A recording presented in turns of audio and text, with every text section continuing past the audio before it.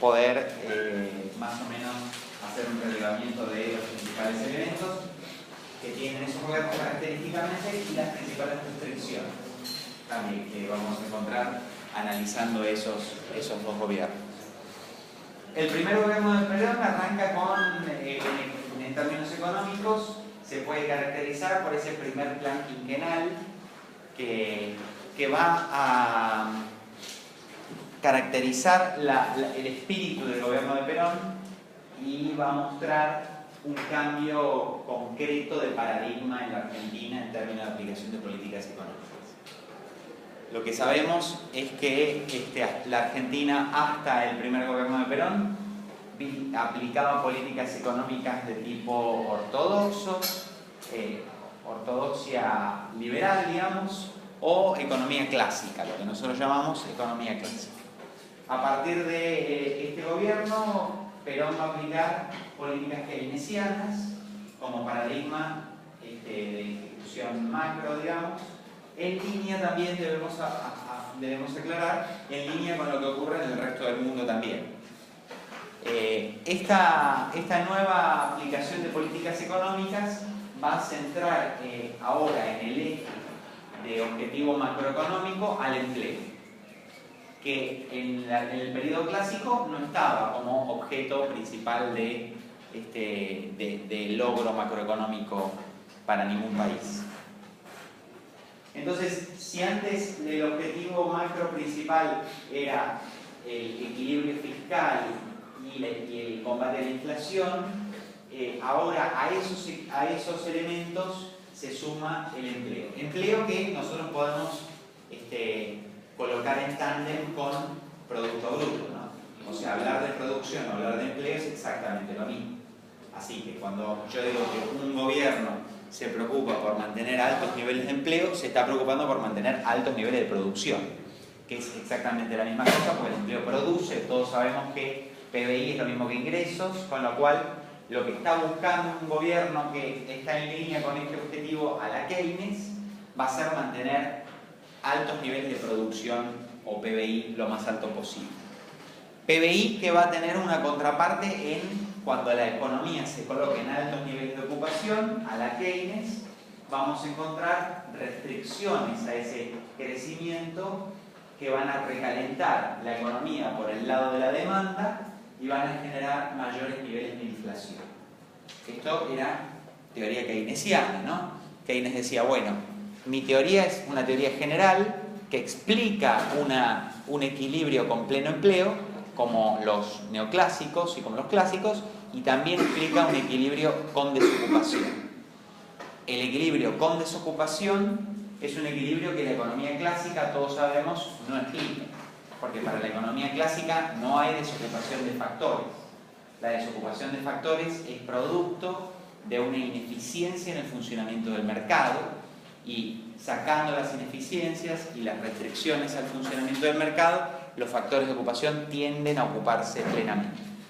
Keynes dice esto es falso, no es verdad, la crisis del 30 lo ha demostrado, puede haber desocupación mucho tiempo sin ninguna tendencia a la ocupación de los factores, y para eso el Estado interviene modificando expectativas, y este es el elemento central de esa matriz keynesiana de trabajo, digamos, uno de los elementos, ¿no?, que nos interesan acá. Lo cierto es que Perón, desde la Secretaría de Trabajo primero, y luego desde la presidencia, pero primero en la Secretaría de Trabajo, se va a hacer famoso claramente entre el movimiento obrero por ser el primer actor político que va a referenciarse en el movimiento obrero como su interlocutor válido. ¿Qué quiere decir esto? Sabemos que si repasamos los movimientos obreros desde principios de siglo, vemos una fuerte, cada vez que nos acercamos más a principios del siglo XX, sabemos que el enfrentamiento con el Estado es cada vez más fuerte, y a medida que nos acercamos al periodo peronista cada vez hay más negociación, porque el movimiento obrero cada vez es más grande y los gobiernos cada vez se ven más condicionados a no tomar a ese actor como un actor válido en la discusión, hasta que llega Perón y Perón va a ser el primer actor político, por eso va a tener parte de su fama histórica, digamos, va a ser el primer actor político que va a reconocer al movimiento obrero como otro actor político, validarlo y darle una institucionalidad concreta. Esa institucionalidad concreta va a estar en la CGT.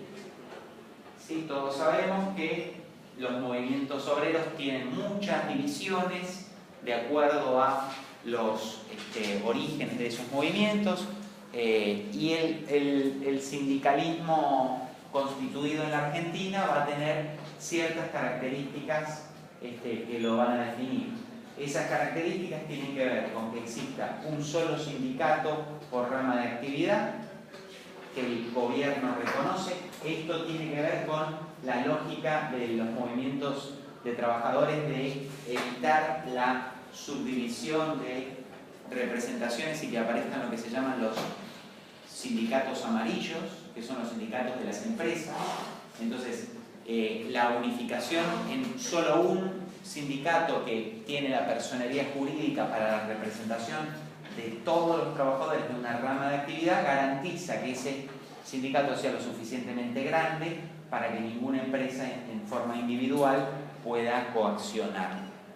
Entonces, el gobierno dice, para evitar la compra de los sindicatos, básicamente, tenemos que garantizar que exista un solo sindicato que represente a la mayoría de los trabajadores, que se le va a dar una personería jurídica, con quien el Estado tiene que negociar. Y los empresarios, ¿no? Obviamente. Las cámaras empresarias por un lado y las cámaras sindicales por otro.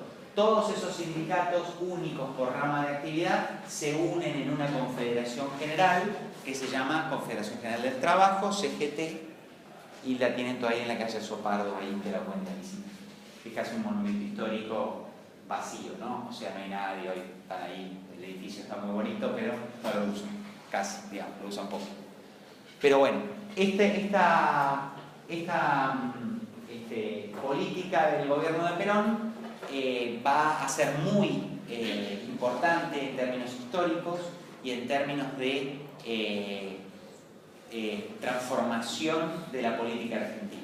A partir del peronismo en adelante aparece este actor político ahora que va a negociar todo el tiempo con otros actores políticos relevantes de la época. Obviamente es el sector militar. Los militares son un sujeto político más, y los partidos políticos tradicionales o convencionales, en este caso el peronismo y el radicalismo, serán los más importantes.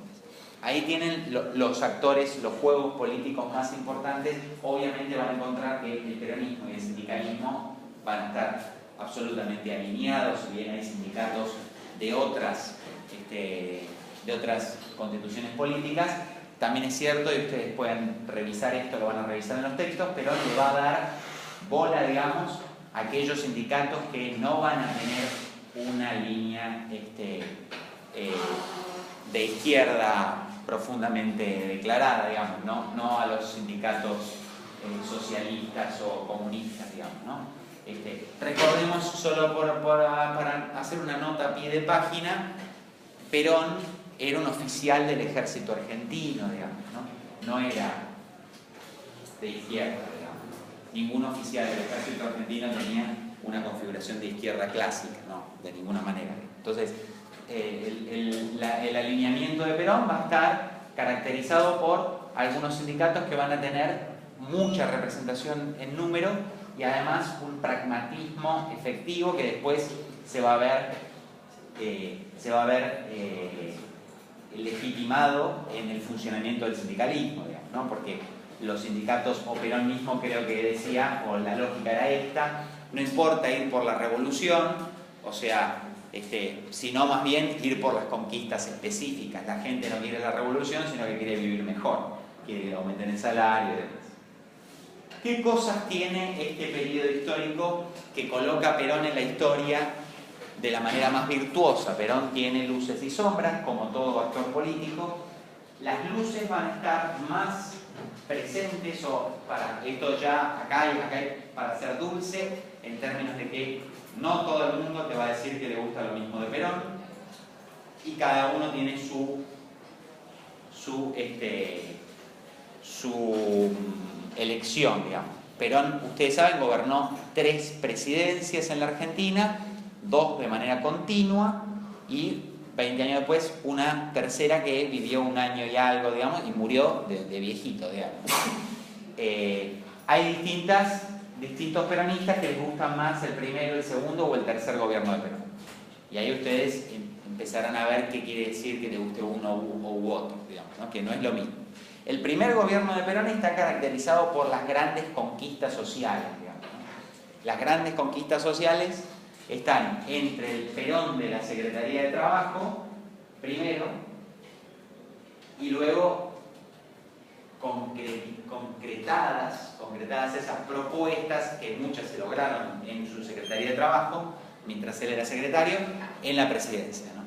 O sea, Perón en la Secretaría de Trabajo se hace muy famoso porque, por ejemplo, lo que ocurre en la Secretaría de Trabajo es que todos los litigios que había entre sindicatos y patronales siempre se le daba la razón a las patronales.